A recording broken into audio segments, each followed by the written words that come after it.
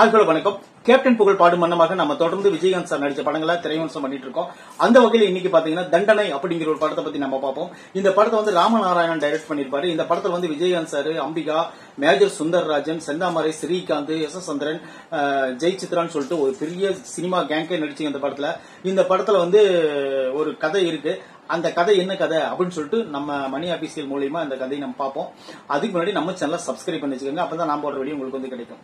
தண்டனை இந்த படத்தோட ஸ்டோரி என்னன்னு பாத்தீங்கன்னா, ஒரு பெரிய போலீஸ் ஆபீசர் மேஜர் சுந்தர்ராஜன், அவருக்கு ஒரு பையன், அவருக்கு வந்து ஒரு மருமகன், அந்த பையன் மனைவி ஜெயசித்ரா. இதுதான் ஒரு குடும்பம்.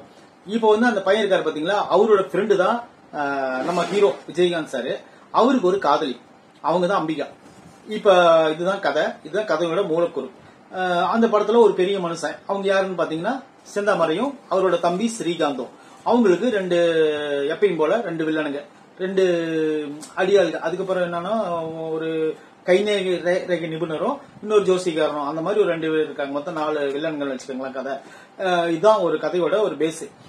எஸ் சந்திரன் காமெடி ரோல் எடுத்துக்கிட்டாரு. இந்த படத்துல வந்து ஒரு பாடல், மிகப்பெரிய ஹிட்டான பாடல் இருக்கு. அது என்ன பாட்டுன்னு கேட்டீங்கன்னா, அதோ வானிலே நிலா ஊர்வலம். அந்த பாட்டு வந்து இந்த படத்துல தான் இருக்கு. இந்த கதை என்னன்னு பாத்தீங்கன்னா, அந்த பெரிய போலீஸ் ஆபீசர் அவங்க வீட்டுல ஒரு பங்கன் நடக்கு. அது என்ன பங்கன் கேட்டீங்கன்னா, ஒரு கிராண்டா ஒரு பர்த்டே பங்கன் நடக்குன்னு வச்சுக்கோங்க. அப்ப வந்து வரக்கூடிய நம்ம கேப்டன் என்ன பண்றாருன்னு பாத்தீங்கன்னா, அந்த குழந்தைக்கு ஒரு பேர் வைக்கிறார். அந்த குழந்தைக்கு பேர் வைக்கிற இடத்துலயே அந்த வில்லன்களான செந்தாமரைக்கும் ஸ்ரீகாந்தும் அவங்க 2 பேருக்கும் விஜயகாந்துக்கும் ஒரு சின்ன மோதல் ஏற்படும். இப்ப என்ன ஆகுதுன்னு பாத்தீங்கன்னா, அது அந்த அப்படியே கம்பேக் வெளியே வருதுன்னு என்ன ஆகுதுன்னு பாத்தீங்கன்னா, அந்த இடத்துல ஒரு சின்ன ஒரு ட்விஸ்ட் வச்சிருப்பாரு நம்ம டைரக்டர் ராமநாராயணன். என்ன ஆகுதுன்னா, நம்ம ஹீரோ அம்பிகா இருக்காங்க பாத்தீங்களா, ஹீரோயினி, அவரை வந்து ரொம்ப லவ் பண்ணிட்டு இருப்பாரு. அந்த லவ் பண்ணிட்டு இவங்க அநியாயத்தை தட்டி கேட்டுட்டு இருப்பாரு. யாரோட அநியாயத்தை? இவங்க பண்ற அநியாயம், ஏழை மக்களுக்கு சரியான கூலி கொடுக்காதது, மத்தபடி ஒரு போராட்டம், இந்த மாதிரி அவர்களை எதிர்த்தே பண்ணிட்டு இருப்பாரு விஜயகாந்த் சார். அது வந்து படத்துக்கு படம் அவர் பண்ணக்கூடிய விஷயம் தான். ஆனா இந்த படத்துலயும் அது பண்ணுவாரு. இன்னொரு விஷயம்னா, அவங்க கடத்திட்டு வந்த கள்ளச்சாராயத்தை கண்டுபிடிச்சு விஜயகாந்த் சார் கோர்ட்ல கொண்டு போய் ஒப்படைப்பாரு. ஆனா அவங்க வந்து ரிலீஸ் ஆகி வெளியே வந்துருவாங்க. அது உண்மையான காரணம் கிடையாது அப்படிங்கிறதுக்காக அந்த விஷயத்த பண்ணிடுவாங்க. அதுக்கப்புறம் என்ன ஆகுதுன்னு பாத்தீங்கன்னா, ஒரு பெரிய ஒரு ட்விஸ்ட் வைக்கிறாங்க. என்ன ஆகுதுன்னா, நம்ம நேரடியா நம்ம விஜயகாந்த எதுவும் பண்ண முடியாது. அதனால நம்ம அம்பிகாவை கொன்னுட்டு அந்த கொலைப்பழி வந்து விஜயகாந்த் மேல போட்டு உள்ள ஜெயில அனுப்பிச்சிடலாம் அப்படின்னு சொல்லிட்டு ஐடியா பண்ணுவாங்க. இப்ப என்ன ஆகுதுன்னு பாத்தீங்கன்னா, ஸ்ரீகாந்த் வீட்டுல ஒரு பெரிய பார்ட்டி நடக்கும். அந்த பார்ட்டிக்கு வந்து மேஜர் சுந்தரராஜன் பெரிய போலீஸ் ஆபீசர் அவங்களை வர சொல்லுவாங்க. அவர் வந்திருப்பாரு. வந்த உடனே குடிச்ச மாதிரி வேஷம் போட்டுட்டு நம்ம ஸ்ரீகாந்த் என்ன பண்ணுவாருன்னு பாத்தீங்கன்னா, அந்த பார்ட்டியில கலந்துக்குவாரு. குடிச்ச மாதிரி இருப்பாரு. உடனே மேஜர் சுந்தரராஜன் என்ன பண்ணுவாருன்னா, அவரை கூட்டிட்டு போய் மேல் மாடியில படுக்க வச்சுட்டு தாள் போட்டு வந்துருவாரு.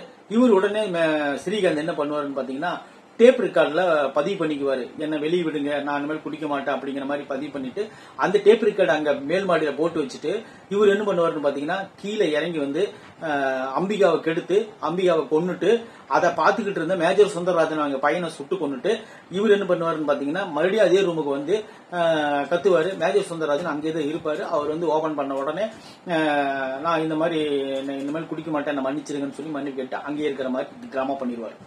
இப்ப என்ன ஆகுதுன்னு பாத்தீங்கன்னா, அந்த கொலை வந்து ஸ்ரீகாந்த் பண்ணிட்டு வந்துட்டாரு. 2 கொலை பண்ணிட்டு வந்துட்டாரு. இங்க வந்து ரூம்லயும் இருக்கிற மாதிரி ஒரு கிரியேட் பண்ணிடுவாரு. அதை வந்து மேஜர் சுந்தரராஜன் நம்பிடுவாரு. இப்போ வந்து விஜயகாந்த் சார் வந்து அங்க பார்த்த உடனே அந்த பழி வந்து விஜயகாந்த் சார் மேல வந்துடும். வந்த உடனே இப்ப என்ன ஆகுதுன்னு பாத்தீங்கன்னா, கோர்ட்ல போய் நிறுத்தின உடனே இப்ப ஒரு ட்விஸ்ட் வைக்கிறாங்க. என்னன்னா, நான் வந்து வீட்டுலதான் இருந்தேன், குடிச்சிட்டு மேல் மாடியில ஐயா தான் கொண்டு படுக்க வச்சாரு, நான் அங்கேதான் இருந்தேன், வளரிட்டு இருந்தேன், வேணாவில ஐயாவை கேட்டு பாருங்கன்னு சொல்லிட்டு மேஜர் சுந்தரராஜன் கேட்டாரு. அவங்களும் ஆமான்னு சொல்லிடுவாங்க. இப்ப என்ன ஆகுதுன்னு பாத்தீங்கன்னா, விஜயகாந்த் சாருக்கு அந்த தண்டனை உறுதியாயிருக்கு. அவர் தண்டனை காலம் முடிஞ்சு வெளியே வந்ததுக்கு அப்புறம் இந்த 4 பேரையும் சும்மா விடுவாரா? சும்மா வெளுக்க ஒவ்வொரு பாயிண்ட வச்சு செய்வாரு. அதுதான் இந்த படத்தினோட மொத்த ஸ்டோரி. இந்த படம் வந்து ஒரு என்ன சொல்றது, நீங்க ஆல்ரெடி சட்டம் ஒரு இருட்டரை அப்படின்னு ஒரு படம் பார்த்திருப்பீங்க. அதுல இதே மாதிரிதான் சாட்சி இல்லாம இது பண்ணுவாரு. அதே அக்கா கிட்டயே டிராமா பண்ணுவாரு. அதே போலதான் சாட்சிங்கிற படத்துலயும் பண்ணுவாரு. அதே டிராமா தான் இங்கேயும் பண்ணுவாரு. இந்த 4 பேர்த்தையும் சாட்சி இல்லாம கொள்ளுவாரு. அந்த ஒவ்வொரு சீனும் உண்மையிலேயே இந்த படத்துல வேற லெவல் இருக்கும். அந்த மாதிரி இருக்கும், தெரிக்கிற மாதிரி. கிளைமேக்ஸ்ல ஜெயசித்ரா ஒரு சம்பவம் பண்ணுவாங்க, அது உண்மையிலேயே இந்த படம் பார்க்கும்போது உங்களுக்கே அது ட்விஸ்டா இருக்கும். அப்புறம் பாத்தீங்கன்னா எஸ்.எஸ். சந்திரனோட காமெடி வந்து இந்த படத்துல நல்லா ஒர்க் அவுட் ஆயிருக்கும். ஒரு 2-3 சீன் தான் வருவாரு, அதுல 2-3 சீனும் சிரிக்க வைப்பாரு. என்னன்னு பாத்தீங்கன்னா அது மனைவிக்கு உடம்பு சரியில்லை அப்படிங்கிற மாதிரி ஒரு பெரிய பணக்காரங்கிட்ட இருந்து காசை கறக்குவாரு. அது உண்மையில அந்த காமெடியில உண்மையில வேற லெவல் இருக்கும். அது போல இந்த படத்துல வந்து அம்பிகா டபுள் ஆக்ட், ஒரு ஆக்ட் வந்து செத்து போறாங்க, இரண்டாவது ஆக்ட் அதே மாதிரி வந்து அவங்க கிட்ட விஜயகாந்த் சார் கிட்ட மறுபடியும் சேர்ந்து விஜயகாந்த் சார் விரும்பி மீண்டும் அவங்க 2 பேரும் ஒண்ணு சேர்ந்துருவாங்க. இதுதான் இந்த கதை. ஆனா அந்த 4 பேர்த்தையும் கொல்லக்கூடிய சீன்கள் வந்து நான் ரிவ்யூ பண்ணல. ஏன்னா அது நீங்க பாத்தீங்கன்னா அது உண்மையிலே வேற லெவல் ட்விஸ்டா இருக்கும். இந்த படத்தோட மியூசிக் சூப்பரா இருக்கும், பாடல்கள் இன்னும் 2 பாட்டு இருக்கு, அந்த 2 பாட்டுமே சூப்பரா இருக்கும். இந்த படத்துல நடிச்ச எல்லாருமே சூப்பரா நடிச்சிருப்பாங்க. குறிப்பா சொல்ல போனா இந்த படத்துல அதிக வெயிட் வந்து மேஜர் சுந்தரராஜனுக்கு தான். அவர் உண்மையிலே பழைய நடிகர் அப்படிங்கறது இந்த படத்துல ப்ரூவ் பண்ணிருப்பாரு. அது போக ஸ்ரீகாந்த் இந்த படத்துல பூந்து விளையாண்டிருப்பாரு. ஸ்ரீகாந்தனோட கேரக்டர் இந்த படத்துல வில்லன் கேரக்டருக்கு அதிகமா கொடுத்திருப்பாங்க ஸ்ரீகாந்துக்கு. அது உண்மையிலே நல்லா பேசும்படி படையா இருந்துச்சு. செந்தமரை அப்பயும் போல வந்து பெரிய பணக்கார தோற்றத்தில் இருந்துட்டு அவருக்கு தானா அப்புறம் இதாயிருவாரு. அப்புறம் அது போல இந்த படத்துல ஃபைட்டிங் சீன் சொல்லி ஆகணும். ஒரு சீன் கூட விஜயகாந்த் சார் டூ போட்டுருக்க மாட்டாரு.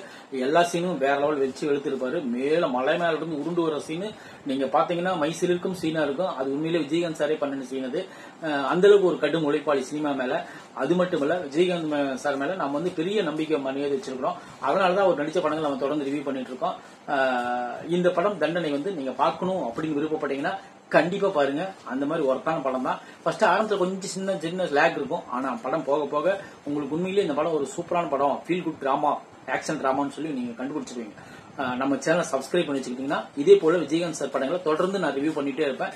நீங்க கேட்டு சந்தோஷப்படலாம். தேங்க்யூ.